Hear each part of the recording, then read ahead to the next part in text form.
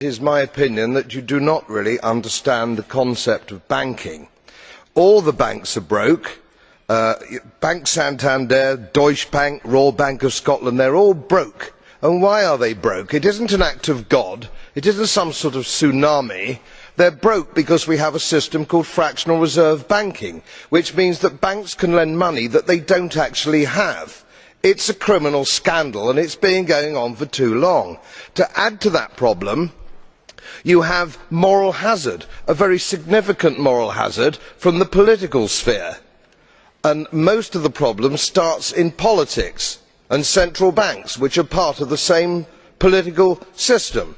We have counterfeiting, sometimes called quantitative easing, but counterfeiting by any other name. The artificial printing of money, which if any ordinary person did, they'd go to prison for a very long time.